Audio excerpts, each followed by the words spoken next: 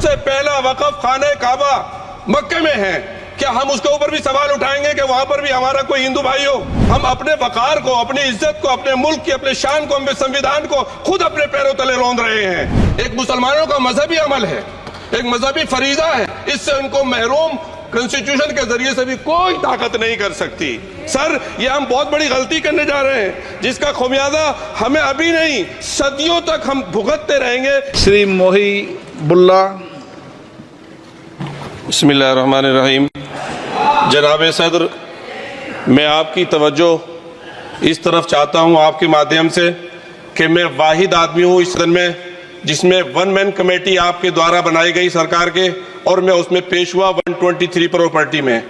Justice Aryan ने जो report पेश की, आज तक वक्फ बोर्ड को नहीं बताया गया, चूंकि वो आपकी मंशा के खिलाफ थी और गवर्नमेंट की मंशा के मुताबिक नहीं थी।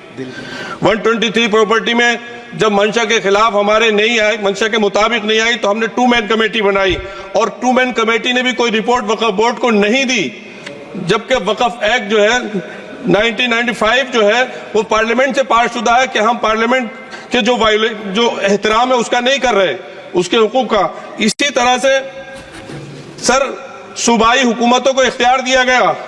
सर, हिंदू एंडोमेंट में जो कर्नाटका और तमिलनाडु में है वहां कोई मुस्लिम नहीं हो सकता, और 26 में आर्टिकल 26 का वायोलेशन है। 4 धाम में ये लिखा हुआ वाज़े तौर पर कि सिर्फ हिंदू होगा।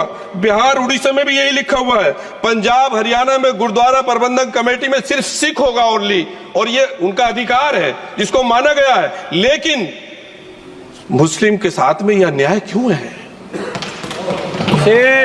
और सुन लीजिए सर, मैं आपकी तवज्जो के चाहता हूं, दुनिया का सबसे पहला वक़फ़ खाने काबा मक्के में है।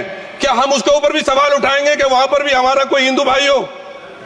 हम अपने वकार को, अपनी इज्जत को, अपने मुल्क की, अपने शान को, अपने संविधान को खुद अपने पैरों तले रौंद रहे हैं। और वक़फ़ एक मुसलमानों का मजहबी अमल है, एक मजहबी फरीजा है, इससे उनको महरूम कॉन्स्टिट्यूशन के जरिए से भी कोई ताकत नहीं कर सकती।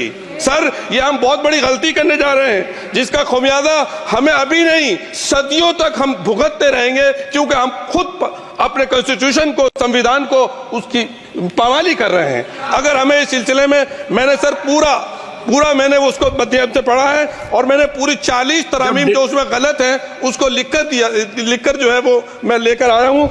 सर, इसके जरिए से सरकारी अमले को बाज़ाब्ता तौर पर यह हक आखिर कलेक्टर को दिया जा रहा है, सर्वे कमिश्नर के इख्तियारात खत्म किए जा रहे हैं। आखिर सर्वे कमिश्नर भी तो गवर्नमेंट ऑफ इंडिया का होता है। सर, ऐसे कैसे कर सकते हैं हम? और फिर सर, उसमें मेरे मजहब के मुतालिक चीजें हैं तो वो कैसे कोई दूसरा तय करेगा? क्या कुरान में क्या लिखा है, फिक़ा में क्या लिखा है, इस्लाम में क्या लिखा है, ये आप तय करेंगे या मैं तय करूंगा? सर, इससे हम मजहब में दखल अंदाजी कर रहे हैं, इंटरफेरेंस ऑफ द रिलीजन कर रहे हैं। सर, इस तरह के कवानीन से मुल्क की शाख को नुकसान पहुंचेगा।